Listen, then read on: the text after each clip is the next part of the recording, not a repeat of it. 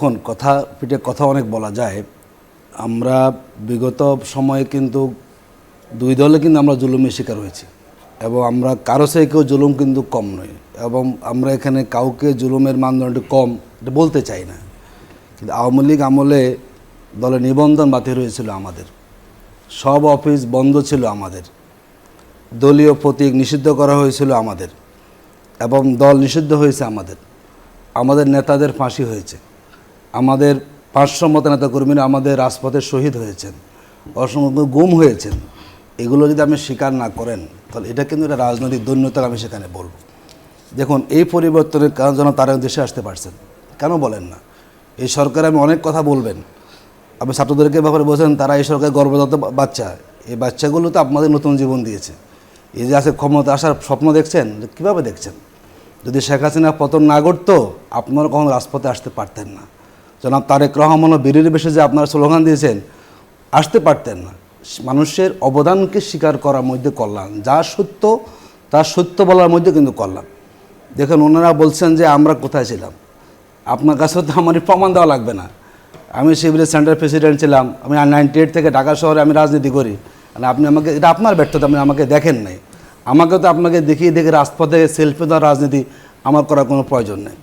দেখুন, ওনারা প্রায় আমাদেরকে বলেন যে আমরা ইসলামী দল। আমি এটা খুব দৃঢ় কণ্ঠে বলি, ওনারা বললো কি না বললো কি, ওনাদের শিখিয়ে দেওয়ার মধ্যে কিছু আসে যায়? আমাদের বাংলাদেশের মানুষ যা জানে সেটাই বল। ওনারা কী বললেন আমরা ইসলামী দল না, ওনাদের এই ধরনের এই ফতুয়াতে জামাত ইসলামী কিছু যায় আসে না।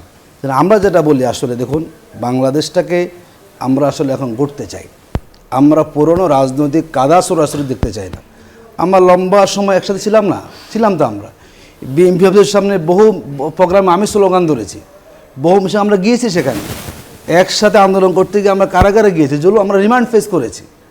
এখন যদি আপনারা এখন একটা সুযোগ আসছে, আমরা প্রত্যেকের কথাগুলো বলবো, কিন্তু অমুকরে আপনি আন্ডার এস্টিমেট করে কথা বলবেন, এটি আসলে রাজনৈতিক এই যে একটা নতুন চাচ্ছে বন্দোবস্তটা, এটা আসলে এখানে সমর্থন করে না। মানুষ এগুলো শুনতে চায় না, মানুষ দেখতে চায় যে আপনি ক্ষমতা আসবে, আপনি কী করতে চান, আমার নতুন প্ল্যানটা কি, না আপনি এটা ন্যারেটিভ দাঁড় করাবেন নানা বিষয়ে কথা বলে। এই ধরনের কথাগুলো ইতিমধ্যে মানুষ অলরেডি প্রত্যাখ্যান করে নিয়েছে। দেখুন, আমি তো বলি আপনাকে, বাংলাদেশে যতগুলো কথা আপনি বলেন, এই যে নির্বাচন হয়েছে ঢাকা বিশ্ববিদ্যালয়, 5টা বিশ্ববিদ্যালয়ে, ওনাদেরকে আমাদের কম ন্যারেটিভ দাঁড় করিয়েছেন? আমাদেরকে বট বাহিনী বলুন, অসুবিধা নেই। এদেশের ছাত্র সমাজ প্রমাণ করেছে একাধারে 5টা বিশ্ববিদ্যালয়ে যে এদেশের ছাত্র রাজনীতির জন্য ছাত্র শিবির হচ্ছে একটা উত্তম একটা সংগঠন। ওনাদের ওনারা 3বার ক্ষমতা ছিলেন, দেখলাম যে ওনারা কাছাকাছি সেখানে আসতে পারেন না। বাস্তবতাকে মেনে নেওয়ার মধ্যে কল্যাণ। মানুষের মনোজগৎ পরিবর্তন হয়েছে, গতানুগতিক রাজনীতি করে, গতানুগতিক বক্তব্য দিয়ে এটি আসলে বলা যায় মিডিয়ার সামনে, আলটিমেটলি মানুষের কাছে এটি খুব বেশি গ্রহণযোগ্য হয়।